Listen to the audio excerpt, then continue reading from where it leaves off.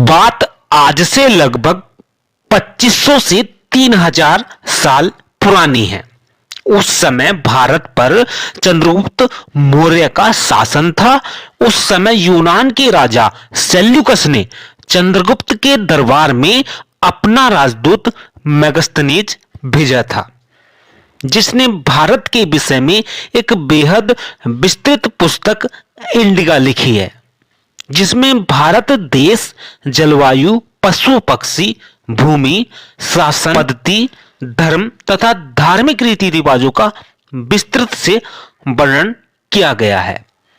इसकी मूल प्रतिलिपि तो आज मौजूद नहीं है, किंतु इसको पढ़कर कुछ लेखकों ने बाद में अपने लेखनों में इसको संकलित किया है।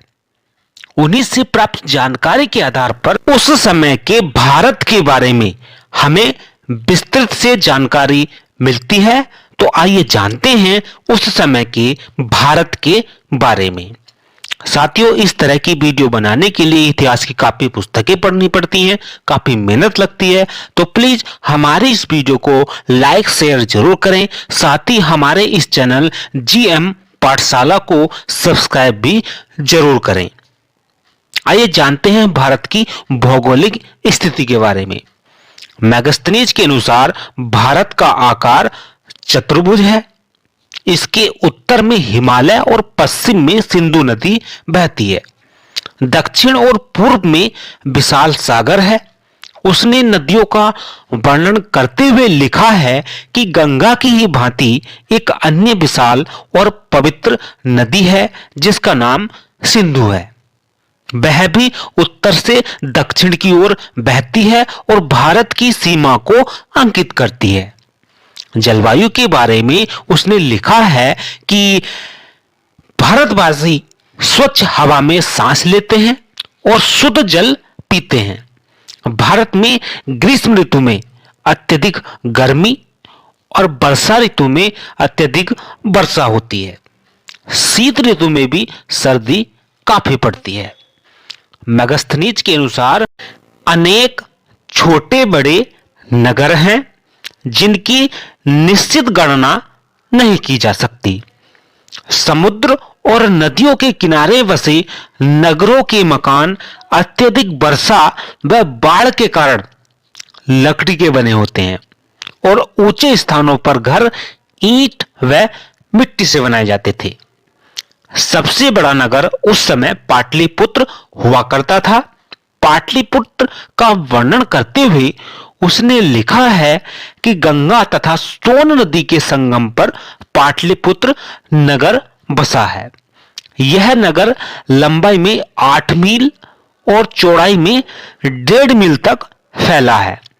इसका आकार समानांतर चतुर्भुज के समान है।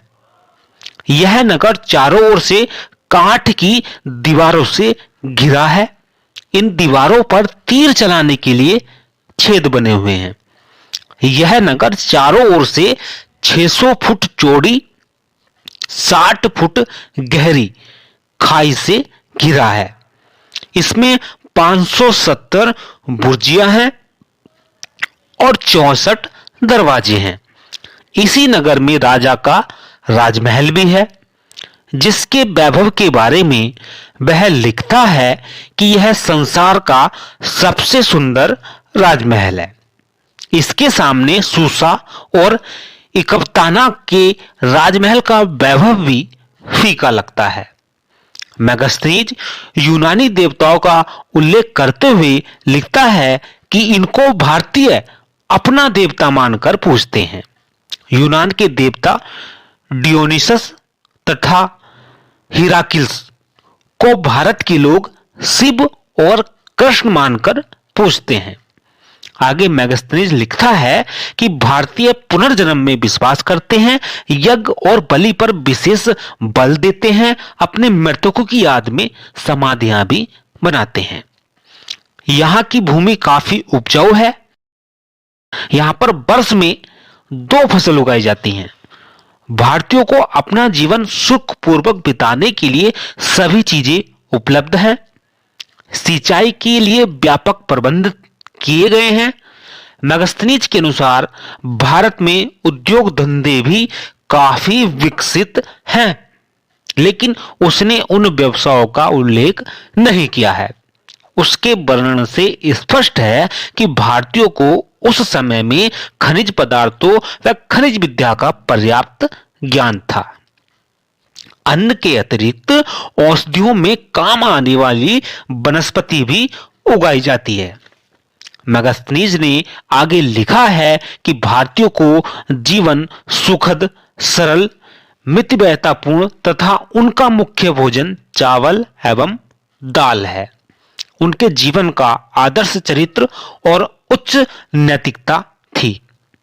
मेगास्थनीज ने भारतीयों को 7 श्रेणियों में विभक्त किया है, जिनमें दार्शनिक, कृषक, गोप, शिकारी, मजदूर, क्षत्रिय, अध्यक्ष, मंत्री तथा सभासद हैं। इस काल में प्रत्येक व्यक्ति को अपनी ही जाति का व्यवसाय करने का अधिकार था, अनुमति थी। विवाह भी साधारण तथा अपनी ही जाति में किए जाते थे। इस समय भारत में बहुविवाह की प्रथा प्रचलित थी, परंतु स्त्रियों को समाज में उचित स्थान प्राप्त था। इस युग में पर्दा प्रथा, दहेज प्रथा का भी प्रचलन था, सती प्रथा का भी प्रचलन था, लेकिन कुछ ही जातियों तक यह सीमित था। स्त्रियां उच्च शिक्षा ग्रहण करती थी, आवश्यकता पड़ने पर शासन भी करती थी। राजनीतिक दशा। मेगास्थनीज के अनुसार राजा साम्राज्य का शासक, न्यायाधीश, सेनापति व धर्म प्रचारक होता था। वह अपना सारा समय राजनीतिक कार्यों में लगाता था। प्राणों का खतरा होने पर रात्रि में अलग अलग सैन्य कक्ष में विश्राम करता था।